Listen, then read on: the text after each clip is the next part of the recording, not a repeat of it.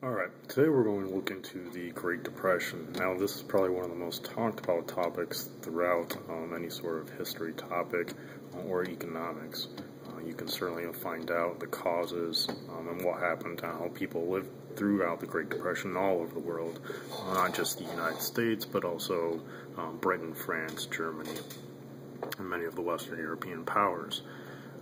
But what I wanted to basically synchronize this and down into some of the major causes and situations that caused the Great Depression.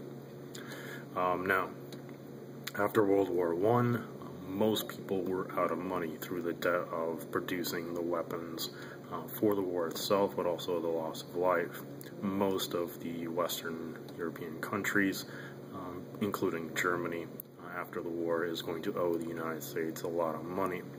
Also, since the industry in Europe had been more or less decimated due to warfare, mainly it's going to be the French and the German sides involved in this debacle.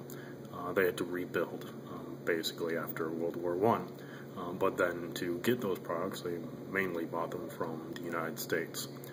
So that's in part why you're going to see the economic boom in the 1920s after World War I in the United States. Essentially, it's because everyone is buying all of their goods from the United States to prop them up and then get themselves going. But there was a problem transitioning over from wartime production to more peacetime or domestic production. Most people at the time after World War I were still mass producing a lot of metal to be used for weapons, ships. In 1917, they started producing tanks, not in a large number, but many of this sort of industry was garnered towards, one, feeding these soldiers overseas, and then two, producing weapons. And so it took some time to actually transition back to a peacetime sort of production. As a result, there was overproduction and saturation of food as well as some of these metal goods. So sales weren't very good for the farmers. That certainly didn't help their economic viability and financial stability. But since they had saturated and had a lot of these different products out there, nobody had money, so they couldn't pay for much of the goods that were being produced. As a result, you're seeing this cycle of they produce a lot of different goods, a lot of different good goods, but then nobody can buy them. And certainly they're eating the production costs and having to pay their workers. As a result, they are going to let some of these workers go as a result of not being bought. Also, trade was down after World War I, in part because Europe, the main trading ally for the United States, and vice versa, they didn't have any money. They didn't really have any products that Americans really wanted. So at first, trade wasn't exactly established. They weren't getting a lot of money through that, since the Europeans were focusing on themselves to rebuild their countries rather than continual trade. Certainly trade boomed towards the early 20s, but then it leveled off and declined because now they had propped themselves up and they're rebuilding their own countries.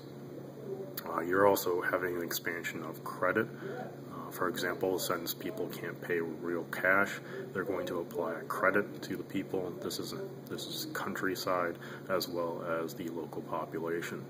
So as a result, they don't have the money to pay their minimum payments. They're making loans and credits to people who can pay them off, and countries as well. And so as a result, all of these combining factors are going to lead into the Great Depression. Now finally, on essentially the day of the Great Depression, October 29th, the British are going to try to lure back investors through lowering of interest rates. Many investors went to the United States because they had money, they had an economy that could produce businesses. So as a result, many people invested in the United States, both in the United States, but also the British, the French, and the Germans.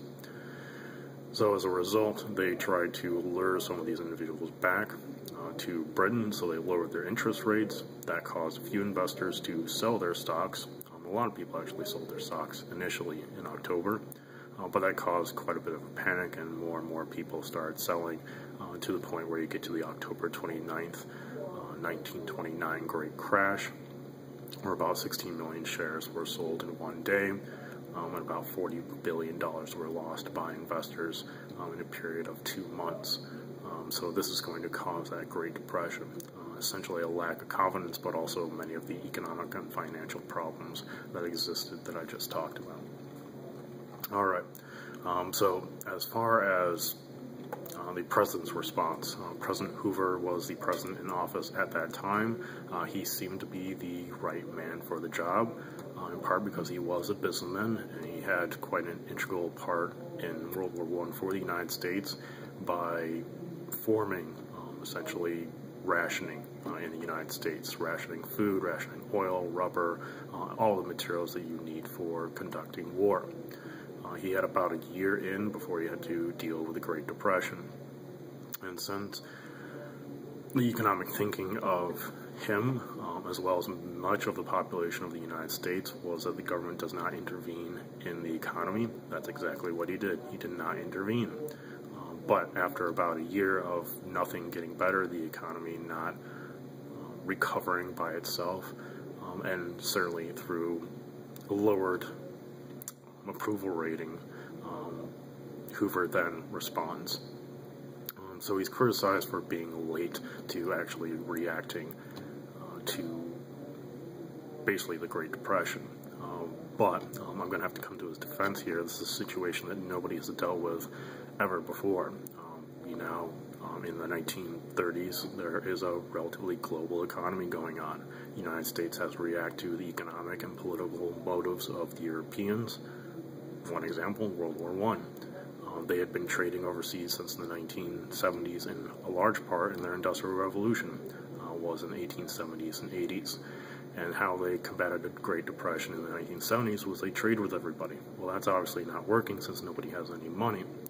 So this is the first situation for the United States, and certainly this is something that the Europeans are going to have to deal with as well. But nobody's really been in this situation before. So I have to come to Hoover's defense here. He's being criticized, yes, but to a point. This is a situation nobody's ever had to deal with before. You can't look at the history books and say, oh, this is how this individual handled this problem. So Hoover, as well as the mentality of economics at the time, hindered basically the response for the governments, not just the United States, but also Europe.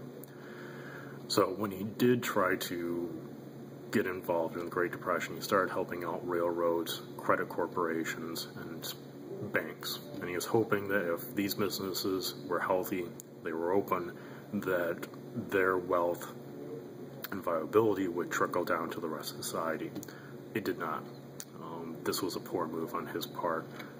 So there was much criticism by the general public, as well as historians and economists today. It did not trickle down. But he did apply some public works projects. Probably one of the more famous ones is Hoover Dam, but it was about $2.25 billion for public works projects, generally infrastructure like roads, railroads, dams, those sorts of things, to help the public either with transportation or electricity. Secondly, he applied the Good Neighbor policy. The Good Neighbor policy was actually started by President Hoover. Most people believe that it was actually started by President Roosevelt. That's in part because this policy was instituted merely months before President Roosevelt took office.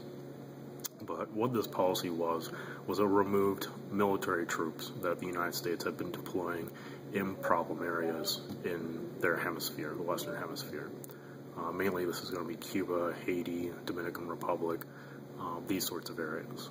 They put troops in here to basically keep the Europeans out. They didn't want the Europeans involved in their hemisphere, and so they put troops to settle any sort of political, military type of situations from the Europeans or the South Americans themselves. And so they took over their financial offices in these countries, and these military troops stayed there without an end date. Now, military troops are going to be very expensive. We're fully aware of this today. But you need to feed these troops, you need to get them arms and equipment. And in some areas, if they're certainly in South America, they might have to deal with malaria. So as a result, this is going to cause a lot of supply and cost to supply these and medical attention and so on. So Hoover pulled these guys out. That, of course, is going to save the United States some money. But why it's called a good neighbor is generally a good neighbor doesn't apply any sort of military threat to his neighbor. This was to help encourage maybe South American trade, since the South Americans weren't hit nearly as bad as the Europeans as far as trade. So this was supposed to filter some trade relations between the United States as well as the South American countries. And it did work. It's going to take some time, but trade is going to be renewed with the South American countries because of this. So those are his major policies. Then we come to President Roosevelt. President Roosevelt is going to win the election, so President Hoover will not get a second term. That's in part due to the failure to react, which I already explained that sort of situation. But President Roosevelt, he is going to have the foresight to observe President Hoover and what actually worked and what didn't work. The good neighbor policy worked. Intervening in businesses also worked. And so he continued this sort of policy that was started by President Hoover. He's going to pass a whole slew of different reforms. This is sometimes called as a second progressive movement of sorts. So you're going to get, for example, programs like Social Security, minimum wage, any sort of insurance if you're unemployed, whether it be laid off or hurt on the job. You're going to get a bit of money by the government because of that. In addition, you're going to have the Emergency Banking Relief Act of 1933. This is going to reopen quite a few banks in the United States. There's going to be regulation on transfers of money domestically in the United States, but also outside foreign investments. He is also going to have some fireside chats. This is a nickname that was proposed. What this was he was on the radio in the evening, and he talked to the American public about what he was doing, what the plan was, and what's going right in the country. And this basically detailed his plans and brought a lot of confidence to the American public. He is also going to have the Glass-Steagall Banking Reform Act, which forms the FDIC, which is going to insure deposits up to $5,000. This was, of course, in 1933. This program still exists. It's up to $250,000 now. So if you put $250,000 in the bank, the government guarantees that if the bank goes out of business, you will get that money back in one form or another. So that's certainly an important program that exists even to this day. He is also going to continue some civilian conservation, that's a program, Civilian Conservation Corps. He's going to continue public works is where I was going with that. One of those programs is going to be the Civilian Conservation Corps, the CCC. What it did was employed about 3 million men in reforestation, firefighting, flood control, or swamp drainage. They also are going to build a whole slew of different projects. For example, they're going to build theaters, they're going to build roads, and various other infrastructures. And this is going to put people to work. They're going to get a paycheck, which they send back to their families. This is going to keep the American public going until the economy can recover. They're also going to have the Public Works Administration, which is going to be about $4 billion to build dams, highways, and bridges. Many of these still exist to this day and produce a lot of power and wealth for many different areas of the country, even to this day. He's also going to repeal the Prohibition Act, which is going to allow Americans to drink again, causing certainly an increase in business as well. All right. So that's essentially the Great Depression in short. What you had is certainly a panic of the general public of how to handle the crash, as well as the deteriorating financial situation. These governments are going to try at first to let the economy build itself back up, but as it does not increase, they are going to then institute programs, basically public works, to get people back to work, start working, get a paycheck to the families, and then hopefully over time businesses will rise and the economy will fix itself. Most people generally say that World War II puts an end to the Great Depression because that puts everyone to work, whether it be through the military or through manufacturing or production. And certainly in some areas, for example, Europe, with Adolf Hitler in Germany, rebuilding Germany and rearming Germany certainly helps them reduce the effects of the Great Depression. But the Great Depression certainly allows Adolf Hitler to come to power. If the Great Depression did not happen, basically some Europeans would have gone to drastic measures. For example, democracies in Europe were pretty prevalent, but then when the Great Depression hit, many of these democracies weren't able to handle it quite well, and so people started looking for more drastic ways to manage and help each other out. One of those forms of government was going to be fascism, another was going to be communism, both which get their great pushes in the 1930s and then afterwards as communism does spread. So Adolf Hitler is going to come to power because, in part, people are desperate for change, and he's going to certainly provide it with certainly World War II, but also he's going to bring a lot of confidence to the German people. General effect, certainly you are going to have a panicked public. Democracies are going to decline in the world.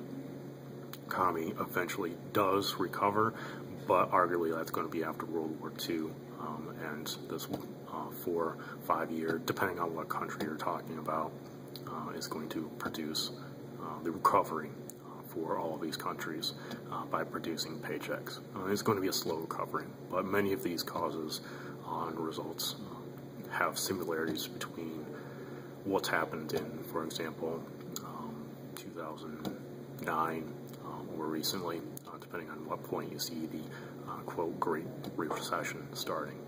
So I'll leave it there with the Great Depression.